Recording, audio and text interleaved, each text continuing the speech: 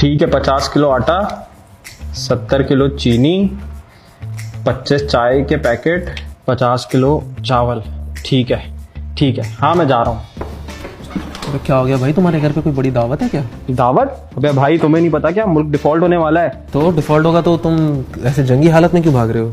भाई जब मुल्क डिफॉल्ट होता है ना, तो ना कुछ खाने को होता है, ना कुछ पीने को होता है, ना तेल होता है, ना गाड़ियां चलती हैं, ना दफ्तर खुलते हैं और ना ही स्कूल खुलते हैं। वैसे क्या मतलब होता है डिफॉल्ट होने का तुम्हारी नजर में? मुल्क बिल्कुल खत्म हो जाता है। क्या आपको भी यही लगता है कि मुल्क डिफॉल्ट होने का मतलब मुल्क खत्म हो जाना होता है?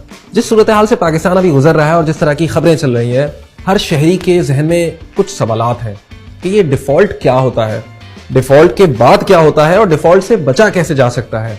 और एक और बात, क्या पाकिस्तान सच में डिफॉल्ट होने वाला है?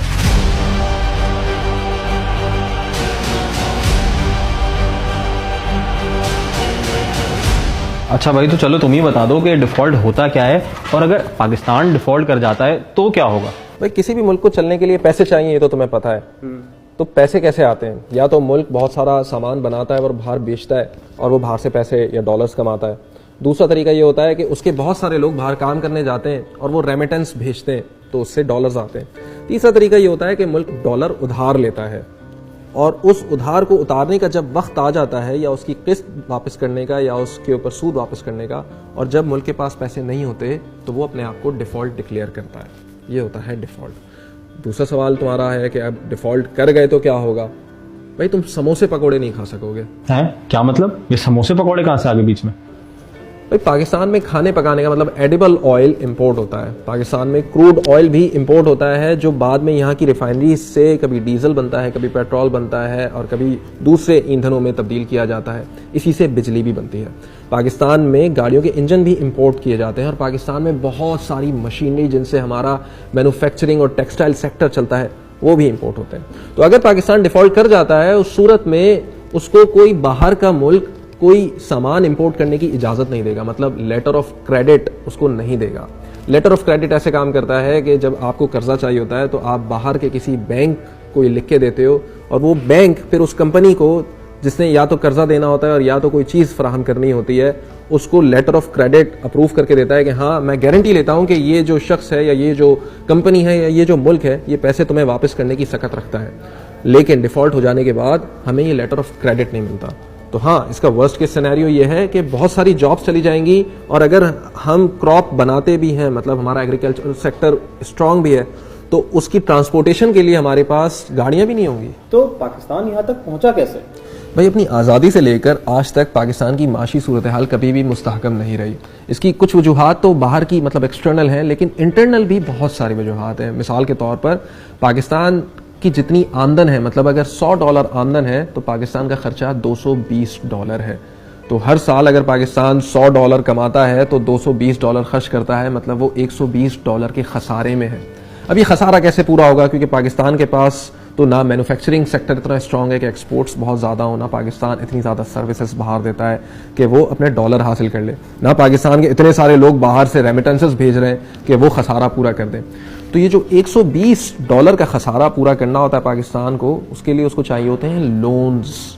वो लोन्स कभी हासिल करता है दूसरे मालिक से, कभी हासिल करता है बॉन्ड्स के जरिए, मतलब वो बॉन्ड्स मार्केट में फेंकता है और लोग वो खरीदते हैं, तो पाकिस्तान के पास डॉलर्स में पैसे आते हैं। तो जब मुल्क उस नहज पे पहुंच जाता है कि उसके पास पुराने कर्जे उतारने के लिए पैसे या डॉलर्स नहीं होते और कोई दूसरी कंट्री या दूसरा इदारा उसको डॉलर्स नहीं दे रहा होता उधार में, तो वो बिलाखिर पहुंचता है IMF मतलब इंटरनेशनल मॉनेटरी फंड के पास, और वो फिर उस मुल्क को डिफ़ॉल्ट होने से बचाता है। लेकिन पाकिस्तान की तारीख इतनी ख़तरनाक रही है कि वो गुज़िश्ता करीब 65 सालों में 22 मरतबा IMF के पास जा चुका है।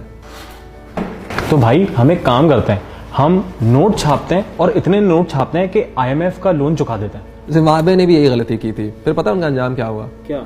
वहां के लोगों को रोटी खरीदने के लिए भी इतने सारे बंडल देने पड़े रुपयों के। वो क्यों? इसको एक मिसाल से समझते हैं। ये मेरा मोबाइल रखो। Thank you. नहीं, मिसाल के लिए दे रहा हूँ। अच्छा। इसके एवज में तुमसे चाह रहा हूँ कि मुझे कोई सबूत दो कि मैंने तुम्हें मोबाइल दिया है। तुम क्या दोगे? मैं तुम्हें एक पेपर पे लिख के साइन करके दे दूंगा। गुड। लेकिन अगर तुम वो एक की बजाय 5 पेपर पे लिख के दे दो, तो क्या इसका मतलब तुम्हारे पास 5 मोबाइल फोन आ जाएंगे? नहीं, मोबाइल फोन तो एक ही रहेगा मेरे पास। तो इसका मतलब चाहे तुम 1 पर्ची दो, 10 पर्ची दो या 100 पर्ची दो, उसके पीछे वैल्यू तो एक मोबाइल की है ना। अच्छा, तो हम अपने रुपए तो छाप सकते हैं, डॉलर नहीं छाप सकते। तो हम जितने ज़्यादा रुपए छापेंगे डॉलर की कदर उतनी ज़्यादा बढ़ती चली जाएगी। तो अगर आज $1 के मुकाबले हमारा पैसा 220 रुपये है, ज़्यादा पैसे छापने से हो सकता है वो 300, 400, 500 रुपये हो जाए, क्योंकि हमारे पास उसके पीछे बैकअप करने के लिए कोई वैल्यू नहीं है। तो यार अगर पाकिस्तान डिफॉल्ट कर जाता है तो फिर क्या होगा? मतलब हम रिकवर कर पाएंगे क्या? पाकिस्तान कोई पहली कंट्री नहीं होगी जो हाकिम बदहन डिफ़ॉल्ट कर जाएगी। आज से पहले करीब 100 से ज़ायद कंट्रीज़ डिफ़ॉल्ट कर चुकी हैं। और फिर ये होता है कि IMF बीच में पड़ता है या दूसरे ममालिक बीच में पड़ते हैं, वहाँ पे ह्यूमैनिटेरियन एड के नाम पे या मुल्क की रिकवरी के नाम पे उनको कुछ शराइत पेश करते हैं और उनको खाने पीने की एसेंशियल आइटम्स देते हैं, और साथ में ये उनसे वादा लेते हैं कि आज के बाद वो अपनी चीज़ें रिफॉर्म करेंगे, अपनी पॉलिसीज़ बदलेंगे, और अगर उनको कोई उधार मिलेगा तो उसके बदले उनको ज़्यादा इंटरेस्ट रेट्स देने पड़ेंगे। और आहिस्ता आहिस्ता वो रिकवरी के पाथ पे कंट्री स्टार्ट होती है और रिकवर कर जाती है, जैसे स्पेन है।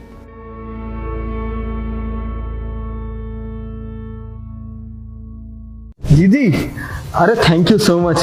अरे बहुत शुक्रिया आपका। जी, ओके, अल्लाह हाफिज। क्या हुआ भाई, अब तुम राशन लेने तो नहीं जा रहे ना? नहीं, मेरा वीज़ा लग गया, मैं तो चला।